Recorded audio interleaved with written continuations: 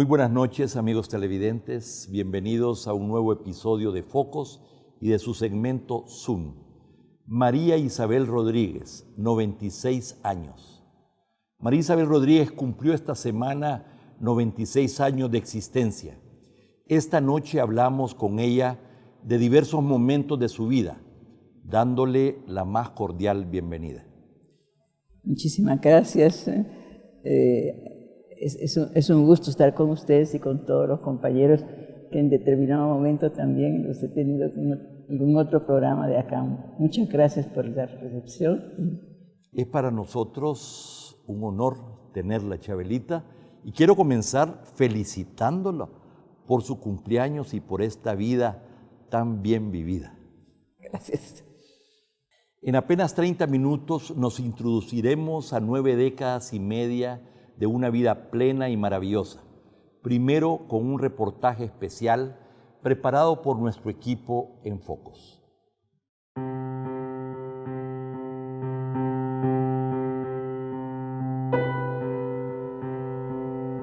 A sus 96 años, la doctora María Isabel Rodríguez es una de las salvadoreñas más prominentes y exitosas del Salvador y América Latina. Durante su trayectoria profesional ha dejado una profunda y extendida huella a partir de su contribución académica a la fisiología cardiovascular y por transformar la Facultad de Medicina en la Universidad del Salvador. Rodríguez también ha sido una promotora de la medicina social y la formación docente en medicina desde la Organización Panamericana de la Salud. Ha sido protagonista de los esfuerzos por la reconstrucción de la UES en la posguerra y ha jugado un rol clave en la reforma de salud y de la educación en El Salvador, entre otros logros. Nació dentro de un matriarcado en 1922 y el ejemplo de su madre y tías, mujeres fuertes, luchadoras y trabajadoras, forjó a la futura cardióloga, investigadora médica, docente, funcionaria y ciudadana comprometida para toda la vida. En su temprana adolescencia, tomó la controversial iniciativa en el seno de su familia de estudiar en el Instituto Nacional, pues no era normal en la década de los 30 del siglo pasado que una mujer estudiara junto a hombres. Se graduó con honores, siendo la primera mujer bachiller de la República. Pero María Isabel Rodríguez no se conformó con aprender taquigrafía y mecanografía. Ella llegó y triunfó en la universidad. Es una de las primeras 3 mujeres en la historia salvadoreña graduadas de medicina de la Universidad del Salvador. Se graduó con honores en 1949 y ese mismo año viajó a México para su posgrado en cardiología, bajo la supervisión docente de su mentor, el renombrado cardiólogo mexicano Ignacio Chávez, cuyo nombre ostenta el Instituto Nacional de Cardiología en México. A su regreso a El Salvador en 1954, ingresó como docente e investigadora en el Departamento de Fisiología de la Facultad de Medicina de la UES. En 1967, ocupó el cargo como la primera decana de medicina en la UES, desde donde llevó a la facultad a altos niveles de desarrollo científico de reconocimiento internacional. Uno de sus alumnos notables fue el médico hondureño salvadoreño Salvador Moncada, quien considera a María Isabel Rodríguez su mentora y quien lo introdujo a la investigación científica. Moncada es ganador del Premio Príncipe de Asturias de Investigación Científica. Sobre el Premio Nobel de Medicina de 1998, muchos en la comunidad científica de la medicina afirman que él debería de haber encabezado el premio. Para los años 70, la intervención militar interrumpió la operación académica de la UES y María Isabel Rodríguez se vio obligada a dejar El Salvador, época en que comenzó su trayectoria como funcionaria de la Organización Panamericana de la Salud, entre 1972 y 1994, con muchos cargos y dirigiendo diversos programas, entre los que resalta la creación del Programa de Salud Internacional, el cual dirigió por una década desde Washington, D.C. En 1994 regresó a El Salvador y volvió a su alma mater como docente de medicina a impulsar la maestría en salud pública. En 1999, con el 70% de los votos, María Isabel volvió a ser pionera, al ser electa como la primera rectora en 180 años de historia de la UES, además de ser reelecta para un segundo periodo consecutivo en 2003 con el 95% de los votos. Desde su gestión en la UES, apoyó también el programa Jóvenes Talentos en 1997, que nació en la Facultad de Matemáticas con el actual ministro de Educación, Carlos Canjura.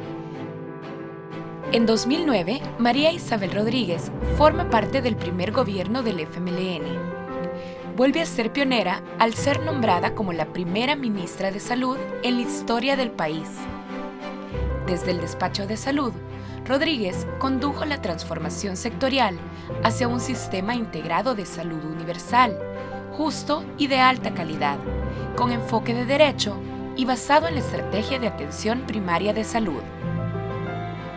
En el segundo gobierno del FMLN, el presidente Salvador Sánchez Serén la nombra como su asesor en salud y educación para el periodo 2014-2019.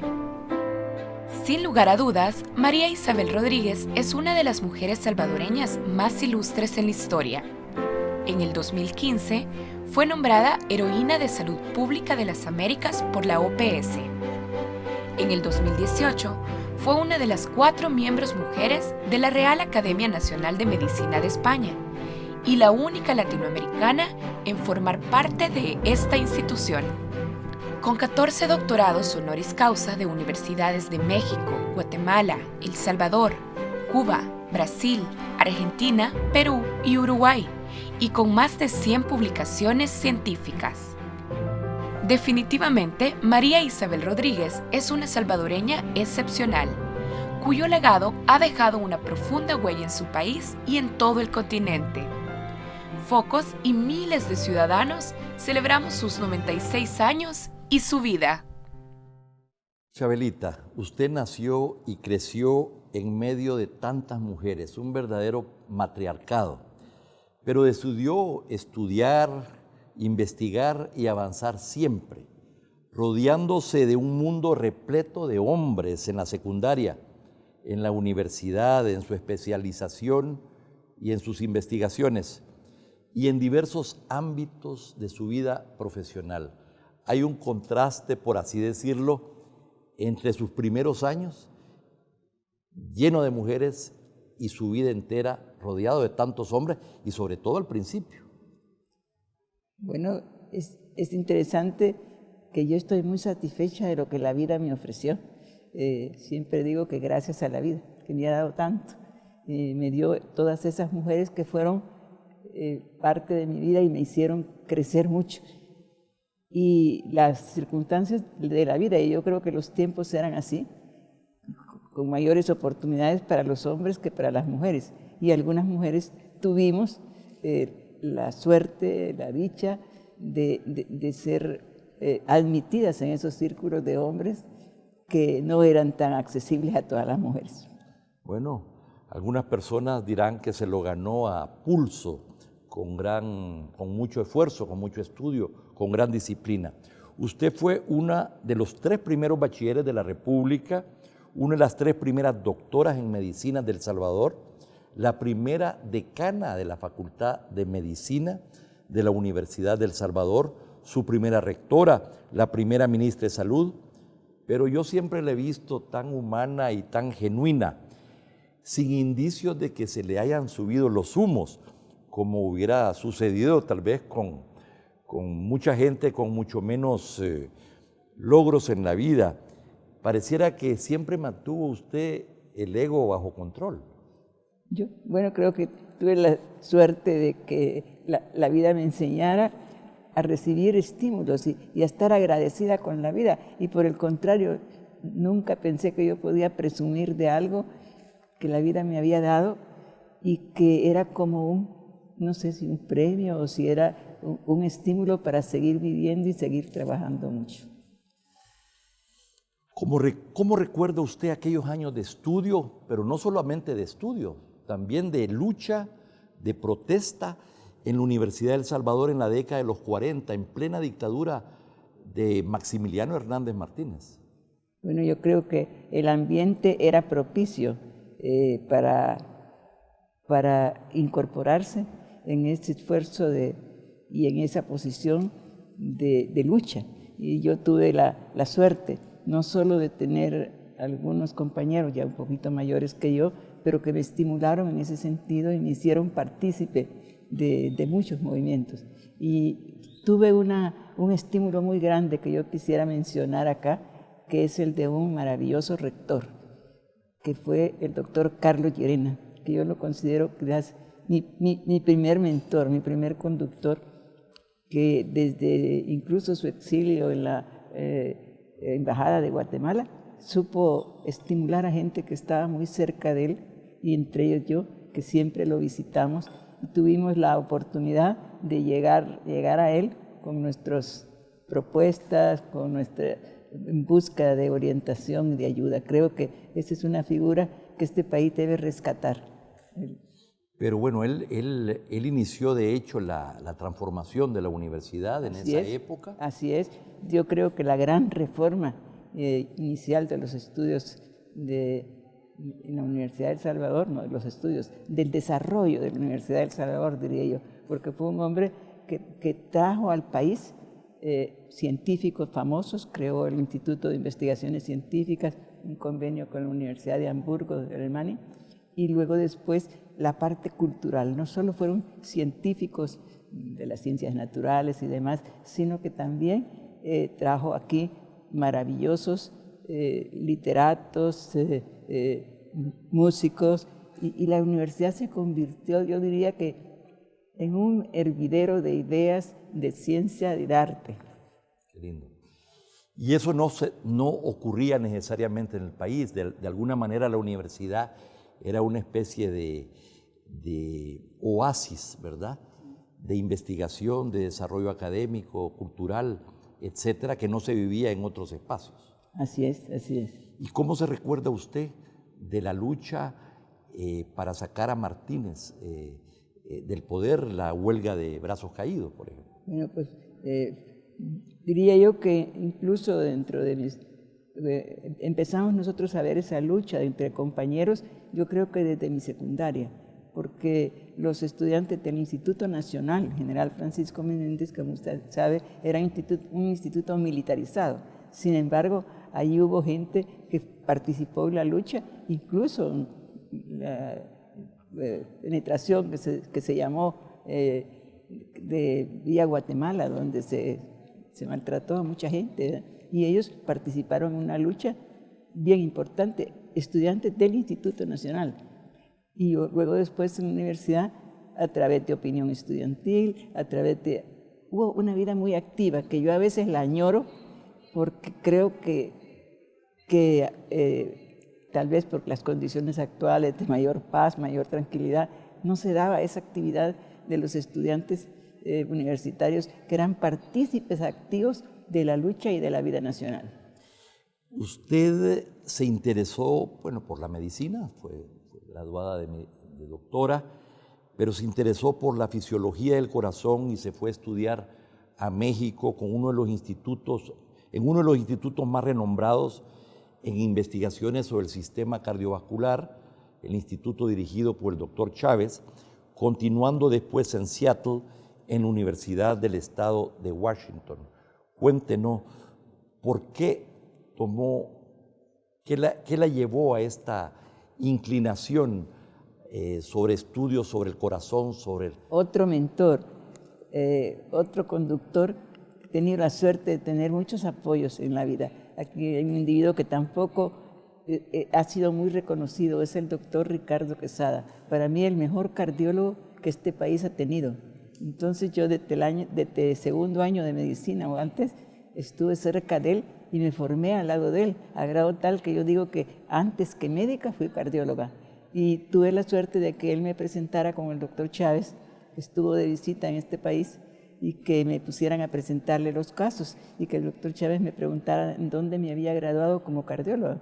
Y yo le dije, no, todavía soy estudiante de medicina. Y entonces, ¿y qué quiere hacer? Me dijo. Entonces le dije lo que habíamos discutido mucho con el doctor Quesada, que yo quería llenar un área de la cardiología que aquí no estaba bien desarrollada, y que era la electrocardiografía, es decir, el estudio eléctrico del corazón. Entonces él me dijo, usted tiene asegurado una posición en el instituto. Allá, véngase usted en cuanto se gradúe.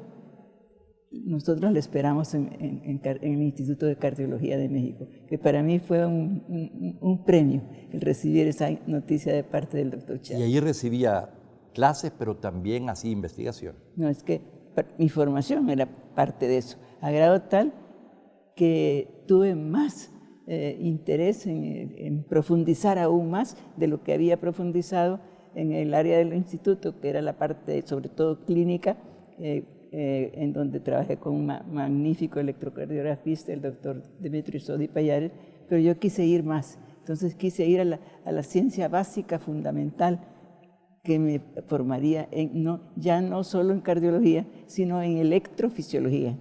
Entonces ahí tuve otra suerte, encontrar un hombre maravilloso, el doctor Arturo Rosenbluth, uno de los fisiólogos más famosos a nivel mundial, que también me acogió en la parte del Departamento de Fisiología y Farmacología del Instituto de Cardiología, pero ya trabajando en la parte experimental y en todo lo de investigación básica sobre corazón. Vamos a ir a un corte comercial, no nos cambie. María Isabel Rodríguez, 96 años. Al regresar definitivamente al país, después de sus estudios, durante 2 décadas, en los 50s y en los 60s, con el doctor Fabio Castillo, desarrollaron una de las facultades de medicina mejores de América Latina, llegando usted a ser decana. La pregunta es, ¿cómo fue posible semejante logro? Yo pienso que el país estaba en un momento interesante de desarrollo. Pero Fabio Castillo fue un hombre visionario, de un pensamiento muy de avanzada. Lo conocía desde mucho tiempo atrás, y realmente logramos hacer una fusión muy interesante, un trabajo conjunto. Pero además tuvimos la oportunidad de desarrollar una verdadera reforma, no lo llamamos reforma en aquella época, pero verdadera reforma en los estudios, en donde el desarrollo científico, tecnológico y el desarrollo general de la facultad fue evidente. Entonces tuvimos el apoyo de fundaciones internacionales, tanto en el campo de las ciencias básicas, en donde las fundaciones Rockefeller, Kellogg y otras fundaciones nos apoyaron en ese desarrollo, y en nuevas áreas como por ejemplo el campo de la salud pública y otras en las cuales ya tuvimos el apoyo de la Organización Panamericana de la Salud desde ese momento. Y fue precisamente a principios de la década del 70, después de la intervención militar en la Universidad de El Salvador, que usted se vio obligada a salir del país y comenzó entonces a trabajar con la Organización Panamericana de la Salud durante 20 años recorriendo Latinoamérica. Háblenos del trabajo tal vez más relevante que tuvo en la OPS y en los diversos países. Bueno, yo creo que el trabajo más relevante en la OPS fue quizás el descubrir un mundo, el mundo de la cooperación internacional en el campo de la salud, trabajar en la formación de nuevos cuadros para América, no solo para América Latina, sino incluso para el norte. Tener la oportunidad de crear grupos de desarrollo en el campo de la salud que crearon incluso nuevas corrientes de pensamiento. Y pienso que el último programa que me tocó desarrollar y coordinar fue un programa de formación en el campo de la salud internacional, a través de las cuales yo viví la formación de cuadros que han contribuido en sus países a elevar el nivel de salud de la población. Fue usted profesora y mentora y amiga para toda la vida de un hondureño que llegó a El Salvador a los 4 años que nos lo peleamos, ¿verdad? Porque, a ver si es más hondureño que salvadoreño, que se convirtió en uno de los científicos farmacólogos más prominentes de Latinoamérica y del mundo, Salvador Moncada, quien afirma que usted la introdujo al pensamiento científico. Háblenos de él, de sus descubrimientos y de su relación con él de más de medio siglo ya. Así es. Yo pienso que Salvador quizás es uno de los más distinguidos alumnos que ha tenido la Universidad de El Salvador, en particular su Facultad de Medicina, que realmente era un hombre comprometido en muchos sentidos, no solo en el de la ciencia, sino en muchos aspectos de la vida del país. Y Salvador fue un hombre que desde muy joven tuvo esa orientación hacia el campo de la investigación científica. Mostró su interés por el área de la farmacología desde muy joven, y en ese momento la Facultad de Medicina tenía un programa muy interesante, que logramos desarrollar un programa en que nuestros estudiantes en las vacaciones, nuestros estudiantes más distinguidos, eran invitados a participar en proyectos de investigación, gracias a lo cual el desarrollo de ellos era todavía más importante, pero todavía aún más. Se desarrolló un programa de profesores visitantes que fue parte del desarrollo de la facultad como un todo. Esos profesores visitantes eran gente de alto nivel, de distintos países, tanto de América del Sur, de México, como de Estados Unidos y de otros países, incluso hasta de Europa, que desarrollaron un ambiente científico en la Facultad de Medicina de El Salvador, en el que realmente era un estímulo para la persona ser invitada a eso. Ese programa era patrocinado y promovido en gran parte por la Fundación Rockefeller. Con Salvador Moncada, ustedes hablaron largamente con Fidel Castro de medicinas e investigaciones científicas, pero ¿usted tuvo algo que ver en la decisión de Fidel de dejar de fumar aquellos puros que eran parte de su misma identidad? De hecho, hay una foto donde usted aparece al lado de él, donde él está con su puro. ¿Usted influyó, que usted le dijo algo a él? Bueno, yo creo que no puedo presumir de que fui yo la que determinó que él dejara de fumar, pero que lo hice permanentemente. Cuanta visita yo hacía a Cuba, como parte de mi trabajo en la Organización Panamericana de la Salud, yo estaba en México y Cuba era uno de los países que México cubría en la cooperación en salud. Y entonces yo tuve varios programas en el campo de la educación médica y de la investigación. Y como usted sabe, para mí Fidel Castro es uno de los hombres que más ha estado comprometido con la salud y la educación de nuestros pueblos, en particular de Cuba.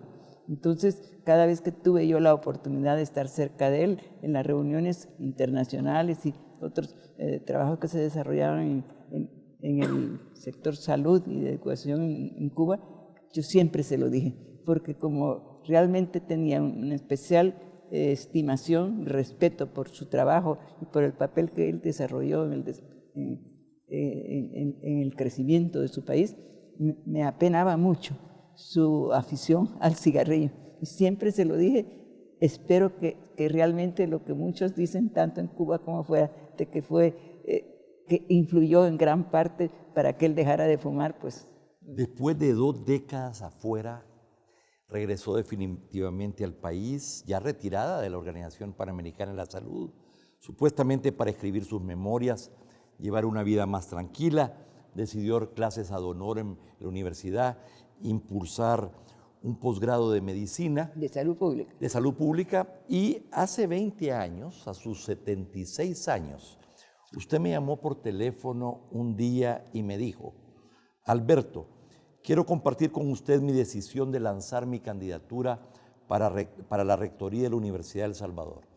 A lo que yo respondí: ya me hizo el día, estoy a su disposición para apoyarla, pero quiero contarles que yo me equivoqué, no porque no por apoyarla, sino que en el último párrafo de la columna que le dediqué, que titulé Para el resurgimiento de la Universidad Nacional, apoyemos a la doctora Rodríguez, que concluye afirmando: por eso y más, celebramos su decisión de intentarlo, legando a nuestras futuras generaciones su última gran obra y pasión, para la cual se ha preparado a lo largo de toda su vida. Pues nada de la última. Desde entonces fue rectora 8 años, ministra de Salud durante 5 años, asesora del presidente de la República en Salud y Educación durante otros 5 años, con una agenda diaria de trabajo entre 12 y 14 horas diarias. En ese sentido me equivoqué, Chabelita. Bueno, yo creo que... O sea, ha hecho mucho en estos últimos 20 años y usted misma, creo yo, que no se lo esperaba. Ha venido desarrollándose como la cosa más natural del mundo, porque un trabajo, un resultado, han sido estímulos para entrar en otro campo. Es decir, podríamos decir que han caído como por añadidura. Y creo que me convierto como en un ejemplo de que la mujer puede y que no estamos lejos de poder alcanzar las posiciones más altas y hacer por nuestro país todo lo que nos proponemos de veras. Como rectora, usted contribuyó muchísimo, lideró la reconstrucción física de la universidad, también todo un proyecto de transformación académica que profundizaría con una inversión multimillonaria, con un préstamo del BID, para el que usted ya había logrado el respaldo de la misma Asamblea Legislativa, pero la Asamblea General Universitaria lo rechazó. Cuéntenos muy brevemente qué pasó. Eso es producto de la forma de pensar y de las a veces arcaicas ideas e intereses personales que contribuyen a que un proyecto que tuvo como apoyo científicos, educadores de distintas partes del mundo, incluso los mejores de Centroamérica, y que contribuyeron a desarrollar un proyecto que era como la ilusión de todos, una transformación radical de la enseñanza universitaria, rompía con los viejos patrones de la enseñanza y parecía que era un proyecto que no tenía objeción, pero que lastimosamente rompía con esa estructura de feudos que la universidad tiene y que mantenían las posiciones que se consideraban inamovibles en la universidad. Entonces, en las diferentes decanaturas, etcétera. Diferentes decanaturas, que eran centros de poder y que venía un préstamo que para muchos era la oportunidad de llevarse un pedazo, como ocurre en la mayor parte de proyectos. Y entiendo que quedó usted sola en la votación y todos votaron en contra y que en la próxima rectoría entiendo que lo aprobaron y se lo distribuyeron todos los recursos. Bueno, yo voy a llegar hasta el momento en que tuve el fracaso más grande de mi vida. Esta ha sido la pérdida de un esfuerzo de muchos años de trabajo, de mucha gente valiosa del mundo que ayudó a construir ese proyecto que no ha podido ser reproducido en ninguna parte. ¿En qué consistió la reforma de salud que usted impulsó como ministra de Salud? La reforma de salud en El Salvador era una reforma, yo digo, que largamente pensada y aspirada por la población, sobre todo la de más bajos recursos.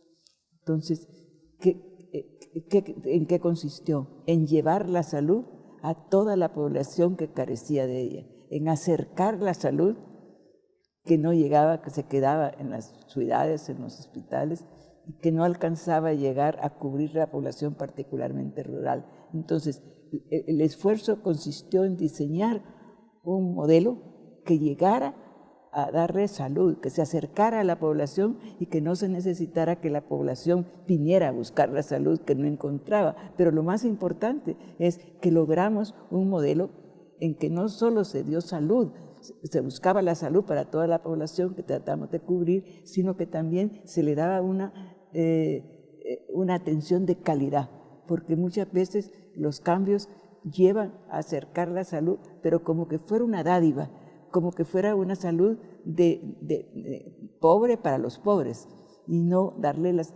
un derecho. Un derecho a la salud que la Organización Mundial de la Salud y todos los países del mundo lo han reconocido, que es una necesidad, la de que todos los, el derecho fundamental para la vida de los pueblos es precisamente la salud. Podríamos decir que fue un enfoque centrado en primer lugar en la atención primaria de salud y en un concepto de medicina social.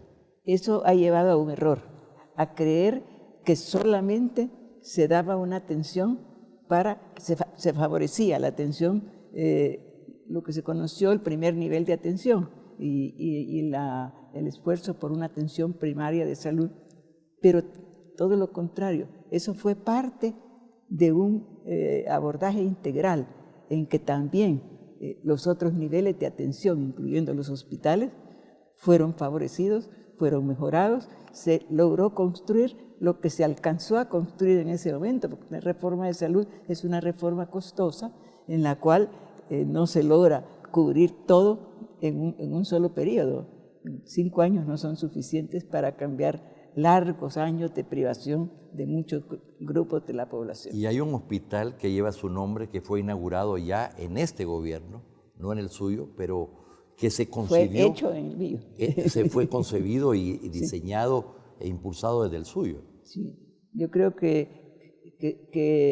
ese hospital es una expresión del interés y de la prioridad que se le dio a la atención materna, así como a la infantil. La atención materno-infantil fue producto de una atención especial. ¿Cómo darle continuidad a esta reforma que usted inició?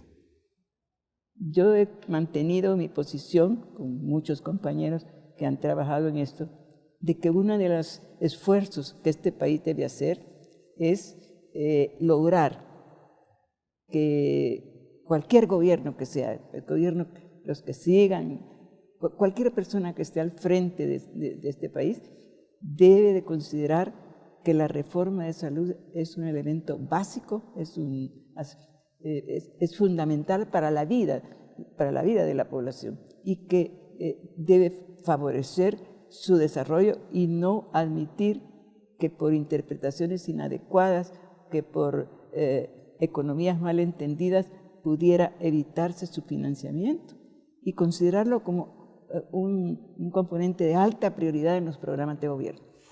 Usted fue pionera en la investigación científica sobre los estudios electrofisiológicos sobre el corazón en la década del 50 y 60. Pero anteayer un artículo del New York Times titulado El efecto de las emociones en el corazón identifica el estrés emocional como un factor de riesgo para las cardiopatías. El estrés, los amores y los desamores, Chabelita, pueden afectar el desempeño del corazón. Este artículo lo planteaba como que fuera algo nuevo que se estuviera descubriendo recientemente. No, es cierto, pero no es nuevo. Conocemos esos aspectos relacionados con la respuesta que el corazón da a los fenómenos que usted ha mencionado. De manera que yo pienso que falta difusión, falta que la gente conozca que eso ocurre. Porque lo que va a pasar ahora, después de ese artículo del New York Times, es que la gente va a creer que se está haciendo un descubrimiento. No es así. Eso se conocía. O sea que cuando se afecta, cuando se hiere el corazón, esto puede afectar su desempeño, su funcionamiento. Así es, así es.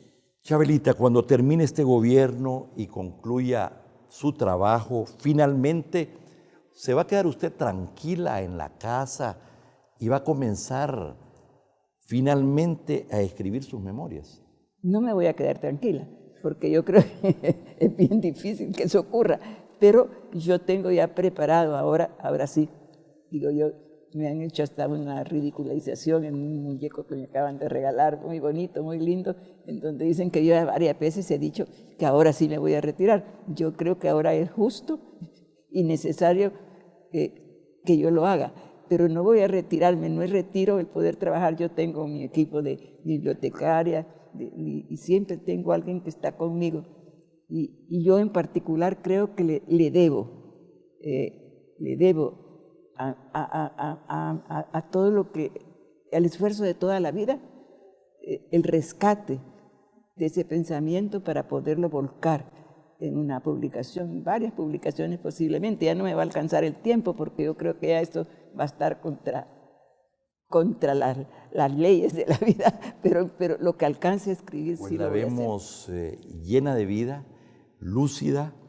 Quiero agradecerle por acompañarnos esta noche en Focos, felicitarla por estos 96 años tan bien llevados y además con muchísimos salvadoreños y latinoamericanos agradecerle por su vida. Muchísimas gracias, le agradezco mucho y ya sabe que yo siempre voy a estar dispuesta a transmitir mientras pueda lo que pueda servir a la población salvadoreña porque me debo a ella y gozo entregándome a ella. Gracias por toda su contribución, ha sido un gusto tenerla acá y a ustedes, amigos televidentes, muchas gracias por su sintonía. No nos cambie, hay más contenidos en Focos.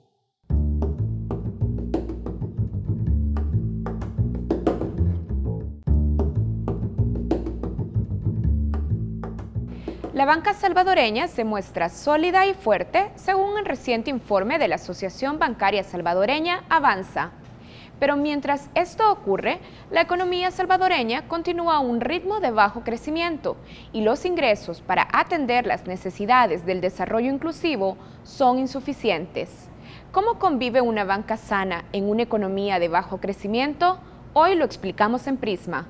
Según la información de Avanza, hasta septiembre anterior, el 45.4% del total de los préstamos ha sido destinado a empresas, lo que refleja una reactivación de la productividad en la economía.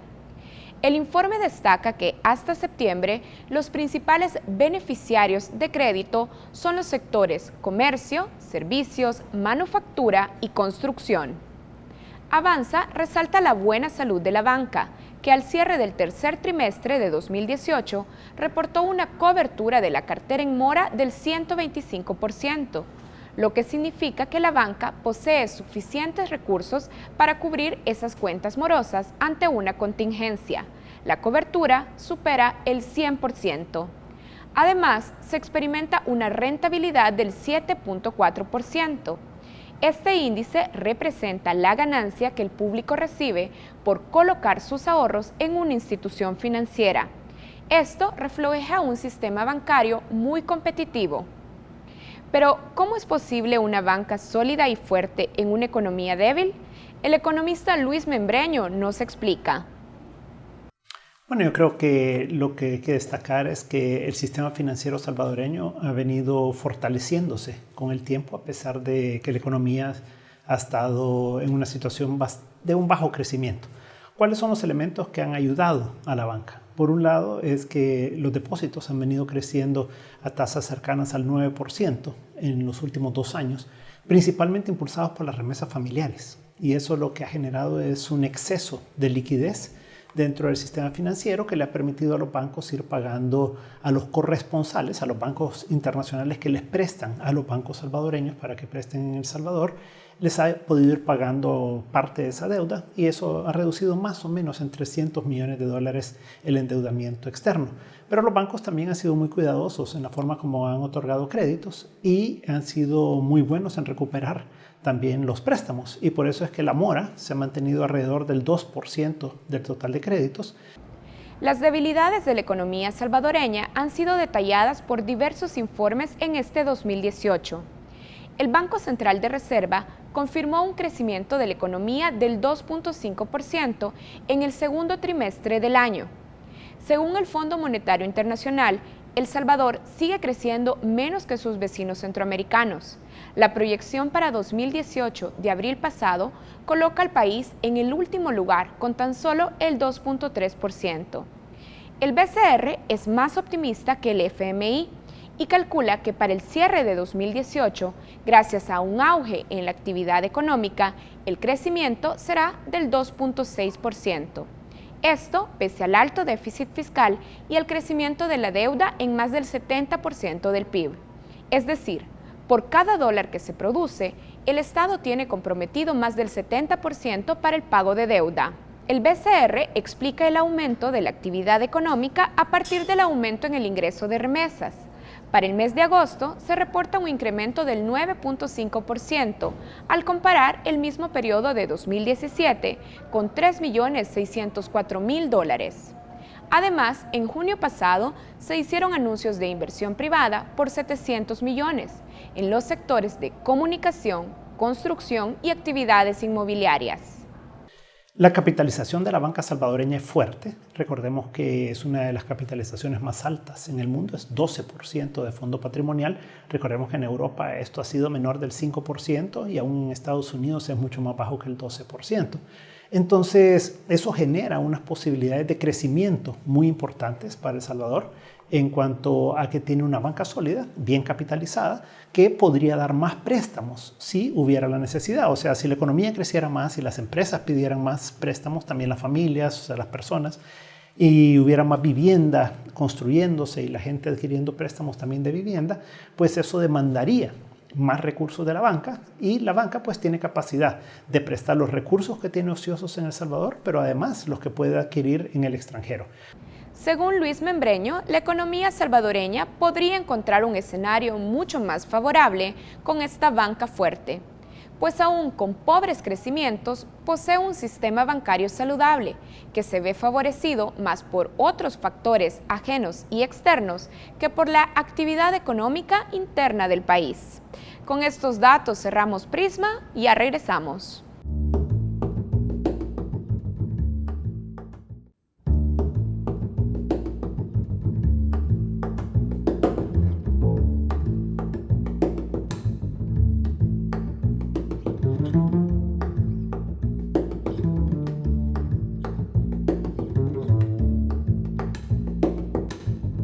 Buenas noches, bienvenidos a una nueva entrevista en Matices. Karen, buenas noches. Buenas noches, Saúl.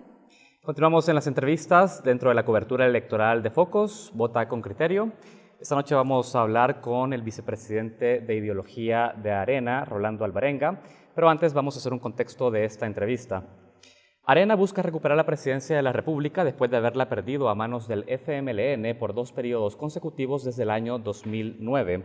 Los resultados electorales de marzo pasado devolvieron al tricolor la posibilidad de recuperar protagonismo en el espacio político, luego de obtener la mayor cantidad de bancadas en la Asamblea Legislativa y un importante control a nivel territorial en los municipios. La apuesta de Arena es Carlos Calleja, heredero del Grupo Calleja, uno de los principales financistas del partido de derechas, quien junto a Carmen Aída Lazo lidera la Alianza por un Nuevo País, una iniciativa política que tiene como socios al PCN, al PDC y a Democracia Salvadoreña. A 2 meses y medio de las elecciones presidenciales de 2019, la competencia parece cerrarse entre las fórmulas lideradas por Calleja y Carmen Aída Lazo, y también con el candidato de Gana Nuevas Ideas, Nayib Bukele. Hoy nos preguntamos sobre la solidez de la alianza de derecha, el financiamiento electoral, la unidad dentro del partido político de oposición, y para poder responder a esas preguntas, ya lo decíamos, Karen, se encuentra en este set de entrevista Rolando Alvarenga, vicepresidente de Ideología de Arena. Rolando, bienvenido. Muchas gracias, Saúl y Karen. Siempre va a ser un gusto acompañarlos aquí en su programa. Bien, queremos empezar hablando de cómo Arena, como partido político, avanza en términos de cohesión hacia esta elección presidencial. En Focos hemos conversado con miembros del partido que nos dicen que la elección del COENA y la elección también del candidato presidencial puso de manifiesto una división profunda en el liderazgo de Arena. ¿A qué atribuye usted esta división? Bueno, primero, esa pregunta parte de una tesis de que hay una división. Y además menciona que es una división profunda. La verdad que las nuevas reglas en la democracia y que Arena ha cumplido cabalidad nos llevó a un proceso interno pero real para elegir a nuestras autoridades, del cual surgió este Consejo Ejecutivo Nacional, que es el primero electo democráticamente en la historia de nuestro partido. Igualmente pasó con el tema de la candidatura presidencial. Por fallos de la sala más la ley de partidos políticos, tuvimos que ir a un proceso electoral con un padrón algo grande, y lógicamente las pasiones a veces desbordan y daba una sensación que iban a quedar heridas permanentes. Lo bueno de esto es que al ir midiendo más o menos, y se hizo rápidamente, cómo había quedado la estructura interna del partido, estaba en un 95% en aquel momento, le estoy hablando un mes después de las elecciones internas, ya completamente cohesionada. Había un 5% que se medía que posiblemente o más adelante se incorporaban, o tal vez algunos ya no lo iban a hacer. ¿Cómo hacían ese estimado de porcentaje de cohesión? A pura encuesta. ¿Ustedes hacían encuestas de sus aliados? Claro, lo hicimos para ese caso. No era una encuesta de esas, sino que en una encuesta general tocamos cuando le preguntan si es arenero o no, ¿verdad? Y eso es lo que nos iba saliendo. Eso nos dejaba de ver que podían haber casos aislados. Y de hecho creo que hay casos aislados, pero en general el partido está bastante cohesionado. ¿Y dónde identifican esos casos aislados, como usted le llama?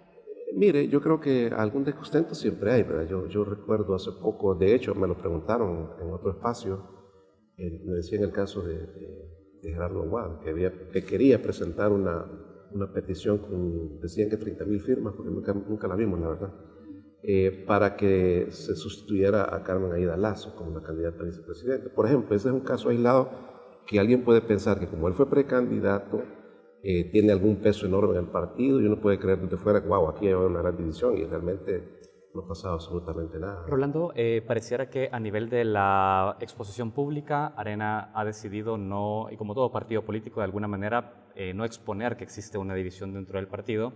Sin embargo, desde la elección del COENA vigente, cuando es electo Mauricio Interiano como presidente del COENA y competía con Edwin Zamora, y luego la elección interna entre Calleja y Javier Simán, volvió a alimentar también esta idea de que habían dos sectores. Por un lado, y dentro de fuentes, dentro de su partido político, nos dicen quienes quieren una línea más reformista, más de buscar un partido vinculado a principios, divisiones de poder, más institucionalizado, y otra parte que no comparte precisamente esa línea de trabajo. ¿Esa división existe? Yo no creería que eso existe, porque en general todos aceptamos cuando se hizo el cambio de los estatutos. Para poner bien el contexto, antes los estatutos sí eran bastante verticales. Hace, no sé si fue 3 años, que se hizo esta reforma en la cual ya se creó la Comisión Política como un ente rector para legislar, se crearon los tribunales de primera instancia y la apelación ante el Tribunal de Ética. ¿Qué le quiero decir con esto? Que antes, si por ejemplo se debía expulsar a alguien, no había una verdadera reglamentación, que básicamente lo hacía el COENA. Hoy no. Hoy tendría que ponerse una demanda ante el Tribunal de Primera Instancia, demostrarse qué faltas son las que se han cometido conforme al estatuto, y así sería la sanción. Así que podría ser expulsado, podría ser que no. Entonces, eso es lo que le quiero decir, que eso en aquel entonces fue motivo de mucha discusión, porque creo que quizás la línea más antigua pensaba que eso iba a debilitar al partido, porque de alguna manera ya limitaba lo que puede hacer cada uno. Pero en mi criterio, creo que no. El partido ha estado funcionando bien. Creo que la gente todavía no se ha acostumbrado a esto. Por ejemplo, podrían haber más denuncias ante el tribunal correspondiente. Sí he escuchado gente hablar de que todavía hay que hacer algunas reformas a los estatutos, y eso pues tendría que ser la Comisión Política. ¿Qué le responde a usted como vicepresidente de ideología de su partido a todos aquellos militantes, simpatizantes de Arena que votaron por la candidatura de Javier Simán, pero que actualmente en el territorio se sienten excluidos porque las direcciones han optado por marginarlos, según lo que ellos comentan, para que no representen una amenaza ante una elección de carácter interno? ¿Qué responde usted a esos votantes también que son de Arena?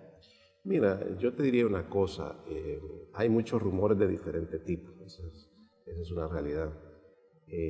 Somos varios los que hemos estado enfrascados siempre tratando de hacer ver que vamos a una elección presidencial y tenemos que ir juntos.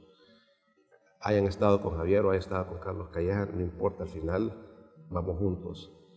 Creo firmemente que este es un proceso en el cual con el tiempo se va a ir madurando, porque yo creo que lo que sucedió, y es una especulación mía, no te lo puedo comprobar, pero el hecho es que todos éramos areneros, pero por la ley nos vimos obligados a que existiera un proceso en el cual había 2 candidatos, 2 precandidatos, y eso hizo que muchos agarraran con mucha pasión un lado u otro. cuando lo correcto hubiera sido, se da el proceso, ya ganó todos regresamos a ser areneros y nos vamos detrás del que ganó.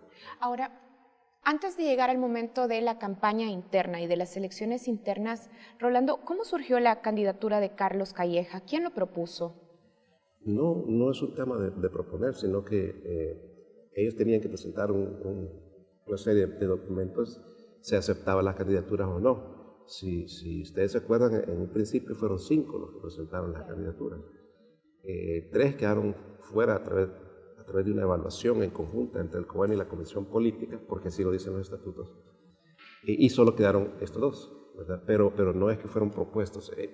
Claro, pero algún tipo de apoyos habrá tenido Carlos Calleja para decidirse a anotar su candidatura. Yo creo que los 5 que se anotaron en aquel momento han de haber sentido que tenían el suficiente apoyo, ¿verdad?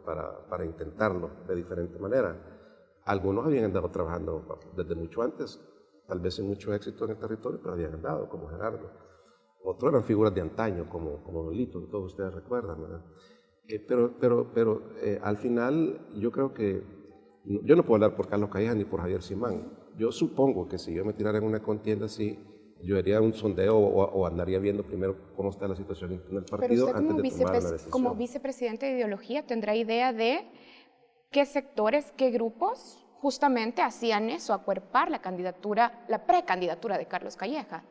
No, ya en su momento yo creo que el partido fue agarrando de alguna manera preferencias por uno y por otro, pero también había algo que había que tomar muy en cuenta, y es el hecho de que al final iba a ser una elección secreta, y eso ya no tiene control. O sea, independientemente de que ustedes 2 simpatizaran con alguien, pero a la hora de votar, todos estos empleados de aquí tienen el mismo voto, y si es secreto, ustedes ya no saben por quién van a votar. Entonces yo creo que eso al final se superó de esa manera, pero para mí lo único lamentable es todavía esa falta de madurez que tenemos para entender que estas son las reglas del juego y que esas ya vinieron para quedarse. No es que si a alguien no le gusta las cambiemos, ya así vamos a tener que aprender a ir seleccionando. Es más, para conocimiento de ustedes y para preocupación de muchos, en las próximas elecciones, para elección de autoridades, ya no solo es el COEN, sino que autoridades a nivel de todo el partido que tienen que ser electas. Rolando, quiero preguntarle algo, porque si bien usted dice, no se trata de quién lo propone, sino que recibimos una terna de interesados en competir en la elección interna a la presidencia por Arena, pero digamos, genera también dentro de la madurez de las instituciones del país cómo es posible garantizar la independencia de esta elección cuando el principal financista del partido era Grupo Calleja en el año 2017, según información de Acción Ciudadana. Con datos del mismo partido. Con un porcentaje del 26% de lo recibido en financiamiento, y cómo entender la independencia de la institución en su primera elección interna y poder garantizar independencia cuando quien es el candidato es precisamente quien más dinero da al partido político. Porque es un voto secreto, es que es bien sencillo. Yo creo que estamos complicando esto porque... ¿Le parece complicado, digamos, entrar a esa... Lo que pasa es que estás implicando que como era el principal financista, entonces claro, se iba a torcer la estructura a favor. Yo creo que la estructura ni sabe eso, para empezar. Yo te diría, yo lo vi. Lógicamente, hubo algunos miembros del COEN que quizás tenían una preferencia, otros tenían otra, pero tratamos de mantener el esquema lo más neutro posible, sabiendo que abajo las pasiones se movían, ¿verdad? Y había gente que ya andaba haciéndole lado a uno u otro dentro de los diferentes sectores con algunas estructuras.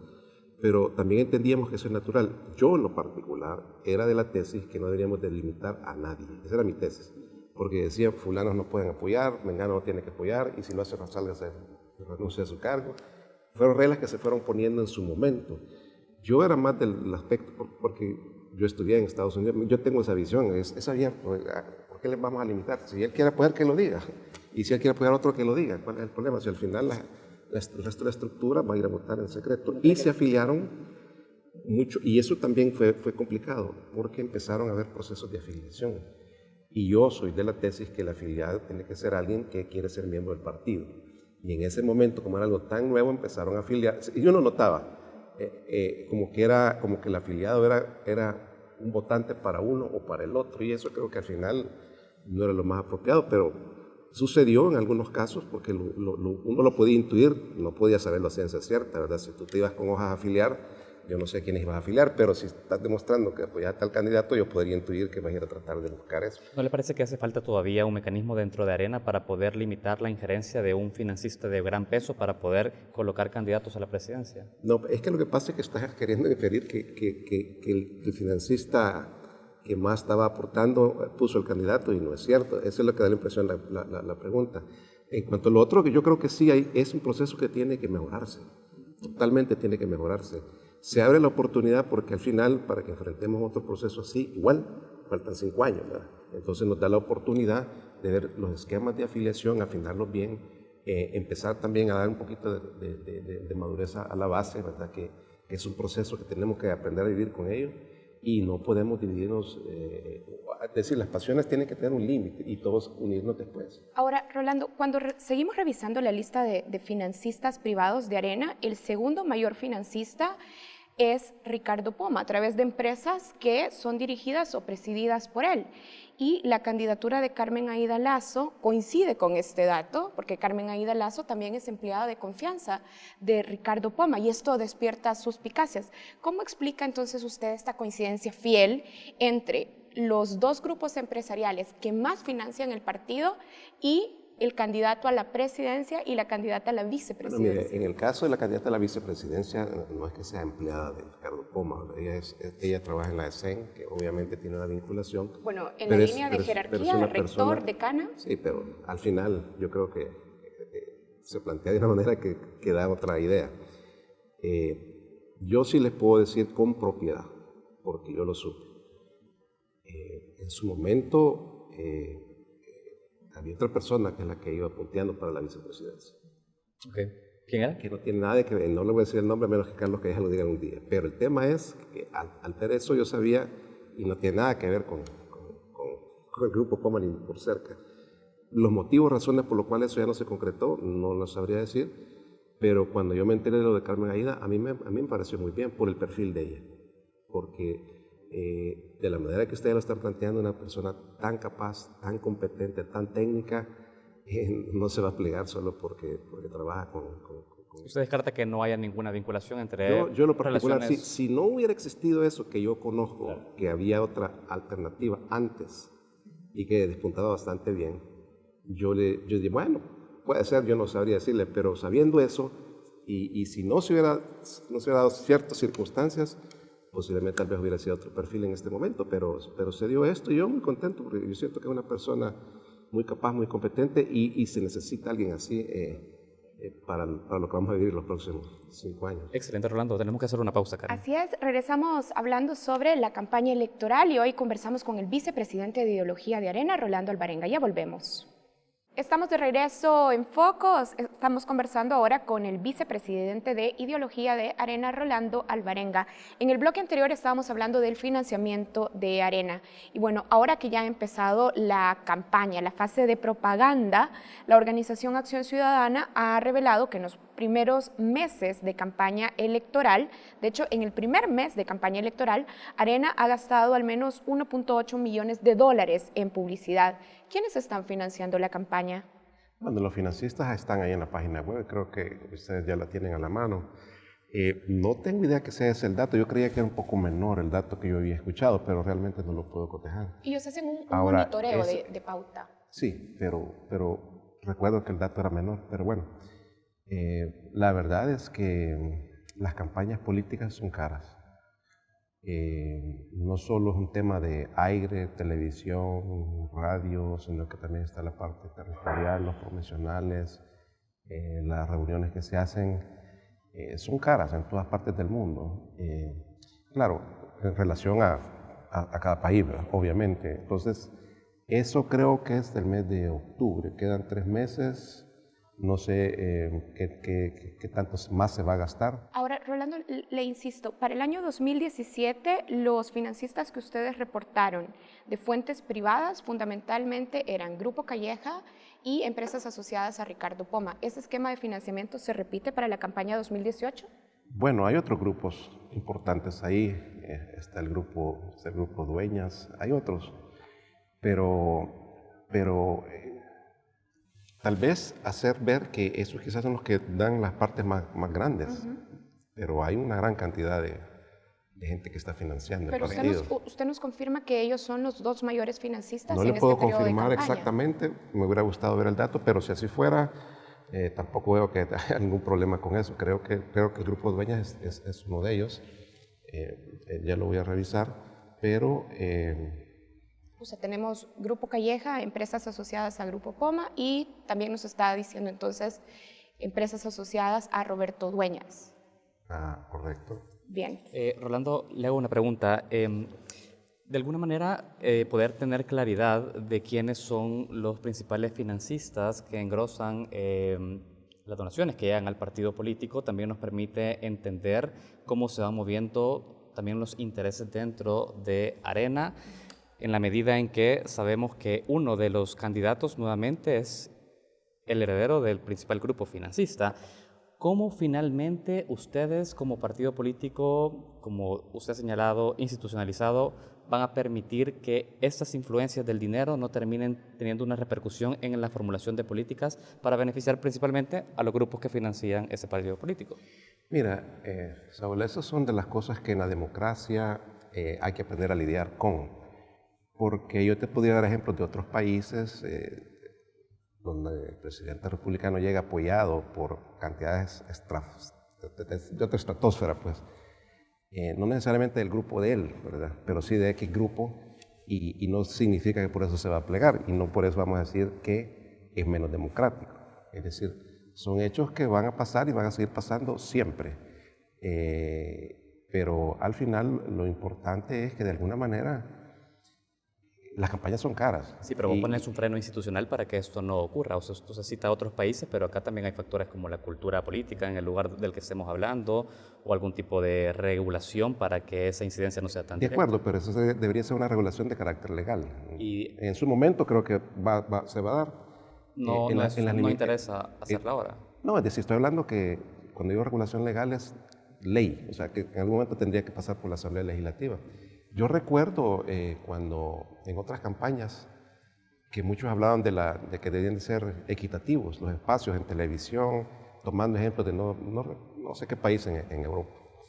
Y estaba contrastado con el ejemplo norteamericano, donde el que empieza a flaquear en dinero se va retirando en las contiendas. Así sucede, porque realmente se necesita mucho dinero en las campañas. Entonces son modelos distintos y cada quien tiene que ir escogiendo lo que más le conviene. En aquel momento los que hablaban de eso eran los partidos bien pequeños, ¿verdad? Creo que era CEDEL, uno de esos que decía, no, miren, ¿por qué él tiene 10 spots y yo solo puedo pagar uno? Bueno, es un tema de financiamiento. Nos está pasando ahorita. De hecho, hay otro partido que está pautando más en televisión y radio que nosotros, pero son las reglas del momento, ¿verdad? Lo que sucede es que también existe también como una comodidad de la situación actual respecto a cómo se maneja ese financiamiento y no hay ninguna iniciativa de carácter más agresiva para poder aislar dos mundos. ¿Quién pone el presidente, quién financia y cómo finalmente se ejecuta la política, cómo se conforman los gabinetes, por ejemplo? Sí, pero acuérdese que también al final nada está escrito, sí, depende mucho del candidato. Una vez es electo presidente, es presidente de todos.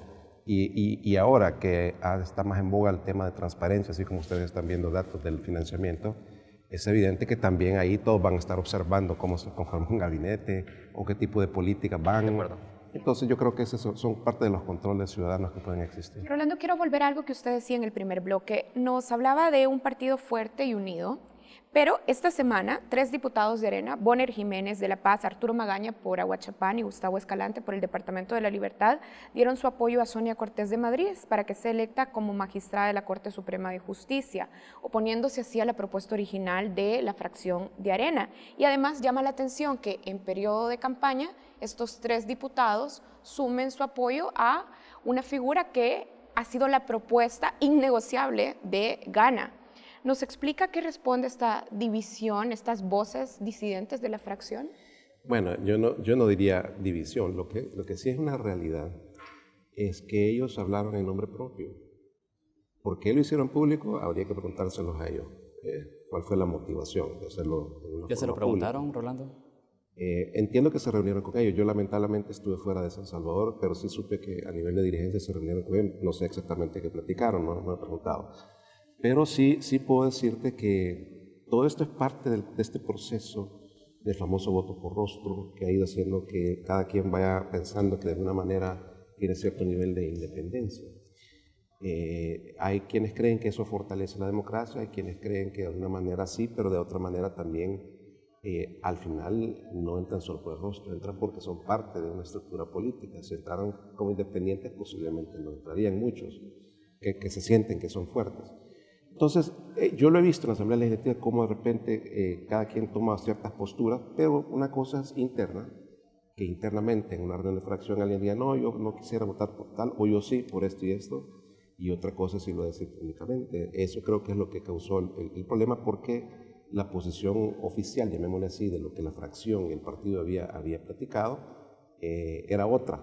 Usted dice no le podemos llamar división, pero si hay 3 diputados de su fracción legislativa que están aportando votos a la candidata que ha sido respaldada por el partido con el que compite en una elección presidencial, ¿cómo le llamaría usted a ese fenómeno? Bueno, pero así como lo dijeron, igualmente creo que el día de ayer ya habían retirado el apoyo. Creo que también vieron eso, ¿verdad? Entonces, también tendrán sus motivos por los cuales ahora han dicho, mejor no, mejor me regreso a la posición de mi partido, que es esta. ¿Habrá sido una amenaza al partido? No, tampoco. Yo creo Eduardo Barrientos, el vicepresidente de organización, calificó de vividor y mantenido al diputado Gustavo Escalante. ¿Cuál es su opinión con respecto a este tema? Él lo negó, dijo que él en ningún momento había puesto ese tweet, aparentemente salió de una cuenta falsa. Eso fue lo que él nos dijo, que él jamás se había referido a Gustavo, que de hecho parece que en una oportunidad hace años que hubo un X problema, sí había hablado con él, pero que en esta oportunidad ni mucho menos le había escrito eso. Eso es lo que él dijo. Me gustaría que usted pueda explicarnos ese tema y vamos a volver a este punto, porque no solo fueron los diputados que ya ha hecho mención Karen, sino además respaldado por su alcalde de San Salvador, Ernesto Mason, públicamente expuso su apoyo a Sonia Cortés de Madrid. Y esto requiere una explicación al público, a sus votantes, porque están votando diferente o exponen sus políticos distintas posturas respecto a una misma elección. Mire, que posturas diferentes siempre han habido. Si el tema ahora es que ha causado tanto ruido es porque se han hecho públicos. Eso es lo que ha pasado. Porque posturas siempre han habido. Y no dudo que en el caso de Neto sí posible, porque él anda en otro tema. Él es alcalde y por cierto lo está haciendo muy bien. Es tener un tema de alcaldía, pero entiendo que los periodistas le preguntaron y él no se iba a retractar de algo que había hecho en un determinado momento y por eso creo que lo tuvo que explicar. Si no, no hubiera explicado nada, ¿verdad? Eso es lógico. Pero el ruido está por eso, porque se está haciendo público. Y yo sí creo en el caso Neto que de verdad, creo yo, que de verdad pensó que era una posibilidad de desentrampar esto. Él no está en este proceso, él está en la alcaldía, él no está ahí en la fracción, no está en las discusiones, no está viendo cómo están los barómetros, ni está viendo quiénes son los mejor evaluados. Solo para que nos quede claro, la dirigencia de Arena, es decir, el COENA, no está dispuesto entonces a apoyar a Sonia Cortés de Madrid. Es que no es un tema de dirigencia, es un tema de que lo que se mencionó entre la dirigencia y la fracción era buscar los mejor evaluados. Claro, cualquiera puede contraargumentar, no estoy hablando dentro del partido, no es que de afuera cualquiera, que si hay 30 candidatos en teoría cualquiera debería ser. Pero creo que hay motivos que de todos son conocidos por los cuales esta persona no, en este momento no eso es un no, entonces. Bueno, lo que sucede es que yo pensaría que en este momento creo que sí, en este momento creo que es un no, pero puede variar esa postura. Yo en este momento creo que no. La decisión de apoyar a un candidato a magistrado a la sala de lo constitucional o a la sala de lo civil, como es el caso, usted dice no tiene que ver con la dirección, pero en realidad es una decisión de carácter política, Rolando. Usted está jugando en este escenario, por más de que sea sustentada por un baremo, lo tenemos claro, pero esa decisión es política y en esa decisión política no hay un consenso ahora mismo en el partido porque lo han expresado al menos 4 dirigentes que no es así. Entonces, reitero la pregunta, ¿qué es lo que está generando la diferencia en cuanto a qué candidato apoyar y cuál no? Le reitero mi respuesta. La verdad es que fue la postura que se adoptó en conjunto con la fracción, porque yo entiendo perfectamente que es una decisión política, pero también la posición fue los mejor evaluados. Y eso fue lo que se decidió en ese momento. Tiene 3 diputados que no responden a la mejor evaluación, digamos. No les sabría decir por qué ellos hicieron eso. Eso creo que, si ojalá le aceptaran una entrevista aquí, se lo podrían venir a explicar. Pero sí le puedo decir que, con franqueza, que yo no es primera vez que estoy en esto. Ya estuve antes cuando fui diputado. Claro. Estuve, Fue jefe de fracción también. Estuve en negociaciones y en aquel entonces con Shafiq Handal, papá. Claro. Y llegamos a acuerdos, pero eran tiempos distintos, ¿verdad? Ahora la sociedad civil es muchísimo más exigente. El tema de transparencia es más abierto. Y al final también cada uno está valorando qué es lo que le conviene, porque todos quieren, en el fondo, me imagino, pues su reelección, todos los diputados, ¿verdad? Entonces son variables que antes no existían de esa manera, pero sí se negociaba y no era fácil, pero y tampoco se hacía. Muchas veces eran reuniones bilaterales que teníamos en diferentes lugares, a veces ni siquiera en asamblea, pero servía para buscar acercamientos y yo siento que no lo hicimos tan mal, por lo menos definimos ahí diferentes magistrados de la Corte Suprema. Hablemos de la unidad de la Alianza por un Nuevo País, alianza de la cual forma parte también PCN, PDC y Democracia Salvadoreña, porque nos interesa saber cómo están midiendo los beneficios que representa para Arena esta alianza. ¿Los puede medir Arena a este momento? Bueno, mira, sí se puede, pero el proceso es un poquito complejo, pues, porque es ir midiendo el votante de un partido diferente. Yo lo que sí te diría es que este tipo de alianzas o coaliciones, o como se llamen, son bien normales y bien comunes en otros países. En nuestro caso, una grande que se hizo así, que fue hace muchos años, que fue para la Asamblea Legislativa, como que no funcionó muy bien y creo que dejó ese sabor amargo. Entonces notaba siempre en la militancia como un deseo, no nos coliguemos, vamos siempre como Arena, ¿verdad? Pero realmente es algo bien típico y normal en otros países por el tema electoral.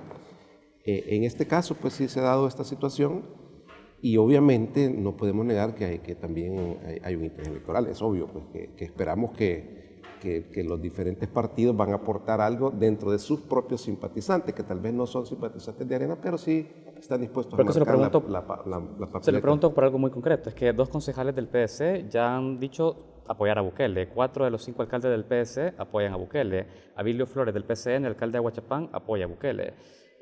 No hemos visto tampoco mayores producción legislativa conjunta entre los partidos políticos para aprobar en la Asamblea Legislativa. Entonces preguntamos qué tan beneficioso ha sido para Arena la alianza. Es que lo vamos a ver el día de la elección, porque es un tema de votos. Es un tema de votos. Es un tema de votos. O sea, no es una alianza de carácter ideológica. Lo es, obviamente, porque no podíamos habernos aliado con el Frente. Pero no le funciona en lo ideológico, entonces. No, lo que pasa es que es una coalición electoral, no es... En la Asamblea es otra cosa. Por eso, pero entonces no hay una alianza que vaya correspondiendo a que la producción ideológica a través de leyes no se produzca. Es que partamos de una cosa, esta es una coalición que se conforma obviamente para un proceso en que vamos a elegir un candidato a un presidente de la República. Es evidente que una vez electo el presidente, entonces sí tendrá que ponerse de acuerdo los miembros de la coalición cómo se va a operar. Eso pensaría yo. Antes de eso, yo creo que esa confusión se ha dado porque mucha gente decía, bueno, ¿y qué no son sus aliados? No son aliados allá, en el terreno, son aliados para la elección, pero ahorita cada quien está con sus propias identidades ahí en la Asamblea. Bien, bueno, tenemos que cerrar porque se nos acaba el tiempo. Muchísimas gracias a Rolando Alvarenga, vicepresidente de Ideología de Arena, por habernos acompañado en esta entrevista. Bueno, es un gusto realmente, de verdad, se los digo, las preguntas de ustedes mucha gente les tiene miedo, pero yo creo que es importante, la democracia se fortalece y al final no hay nada que ocultar. Bueno, aprovechamos que está aquí entonces para reiterar la invitación para Carlos Calleja, el candidato de Arena a la presidencia. Perfecto, bueno, hágansela llegar a él entonces. Muchísimas gracias, Rolando. Hacemos una pausa y ya regresamos.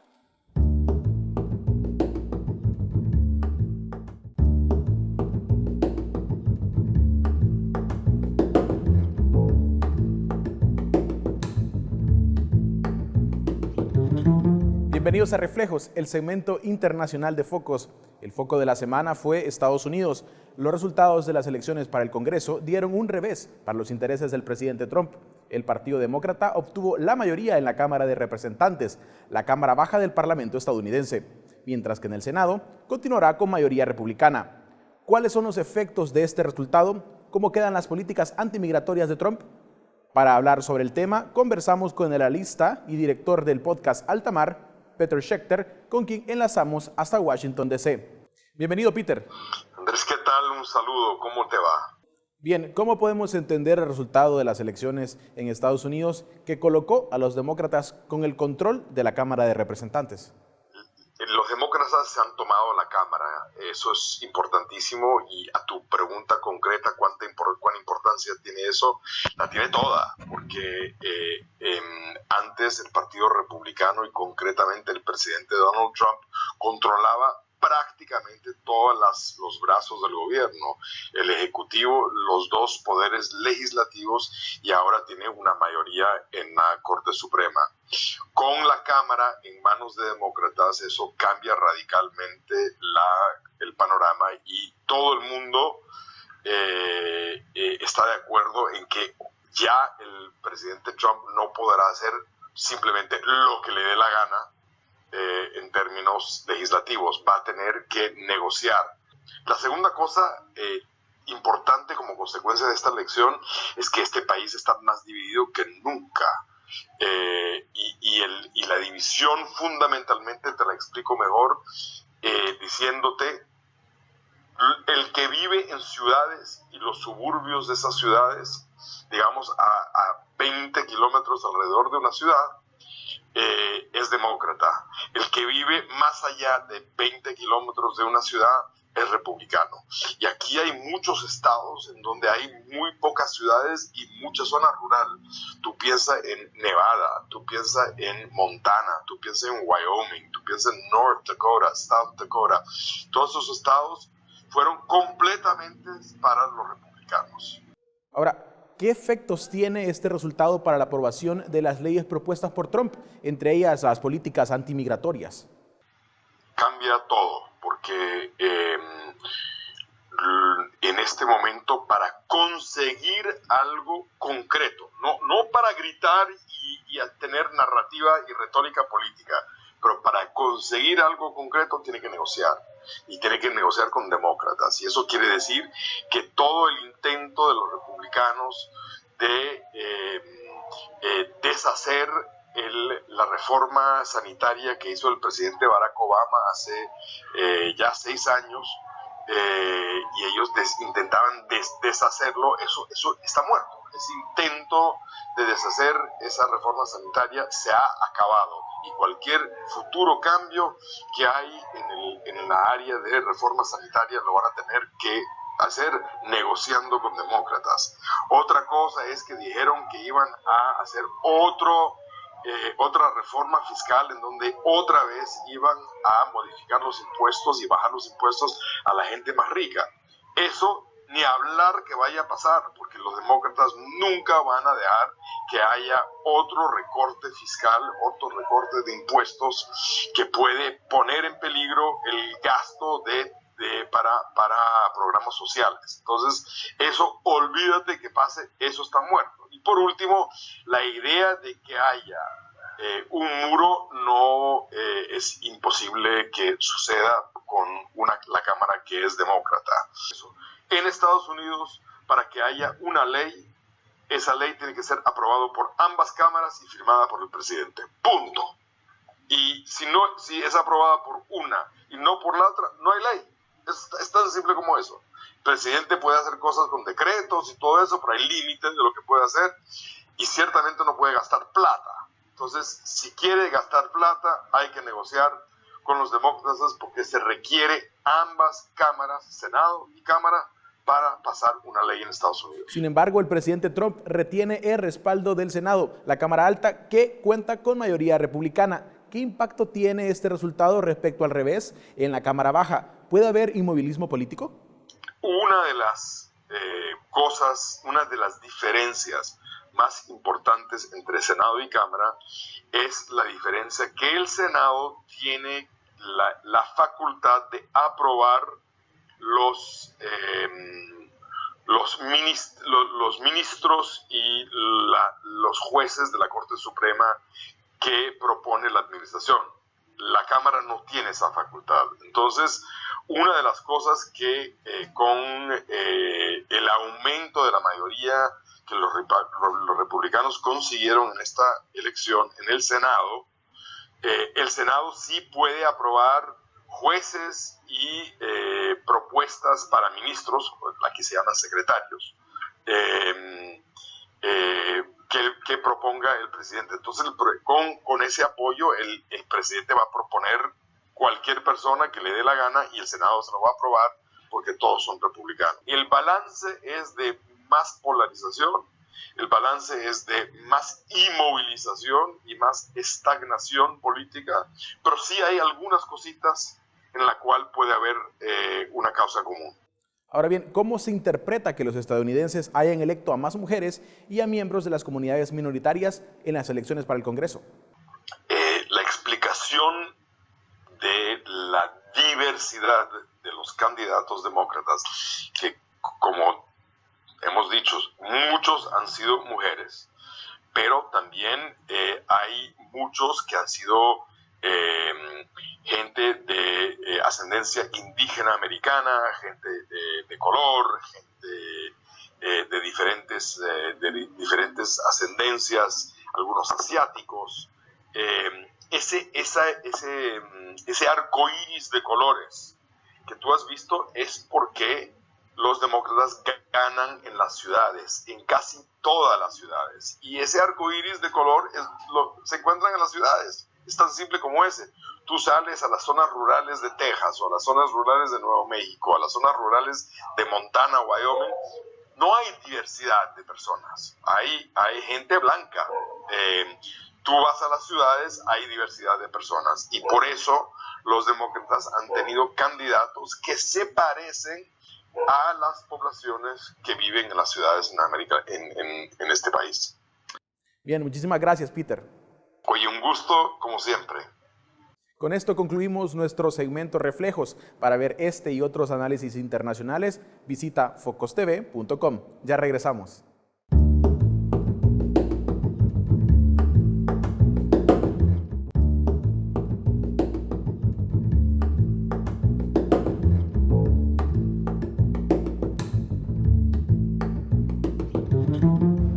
Como todas las semanas, cerramos Focos agradeciendo que nos hayan acompañado y presentándoles el segmento Retratos. La oleada masiva de migrantes hacia el norte de nuevo ha generado debates y amenazantes declaraciones por parte del presidente Trump. En esta oportunidad, el Museo de la Palabra y la Imagen nos presenta un retrato que muestra una historia de migración que desvirtúa el mito que sataniza a los migrantes como simples delincuentes. Se trata de una joven de padres salvadoreños migrantes, nacida en Los Ángeles, estudió en prestigiosas universidades y alcanzó un doctorado en Historia del Arte. Está escribiendo un libro sobre arte centroamericano y actualmente da clases en la Universidad de Nuevo México. Conozcamos la inspiradora historia de Kenzie Cornejo.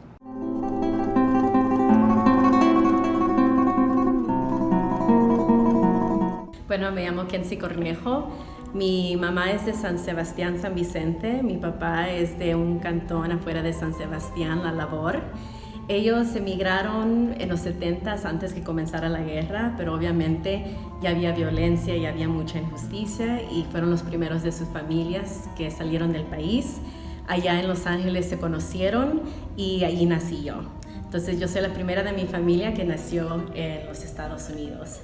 Allí salieron mis otros hermanos, mis papás se trajeron a sus hermanos y hermanas y toda la familia a causa de la guerra, porque si no, no estuvieran vivos.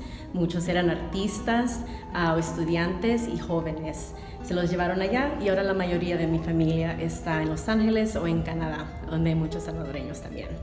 Allí nosotros crecimos en una ciudad que se llama Compton, California, que es muy conocida por la música rap, también una ciudad conocida por injusticias, por la brutalidad de la policía y bajos recursos. Ahí nosotros fuimos a la escuela, me gradué, fui a UCLA para la licenciatura en Historia de Arte, luego a UT Austin para mi maestría y luego saqué un doctorado en Duke University en Historia de Arte Latinoamericano con un enfoque en arte centroamericano. Ahora soy profesora en la Universidad de Nuevo México, donde doy clases sobre política y activismo en Latinoamérica y arte experimental, y donde doy seminarios sobre arte en Centroamérica.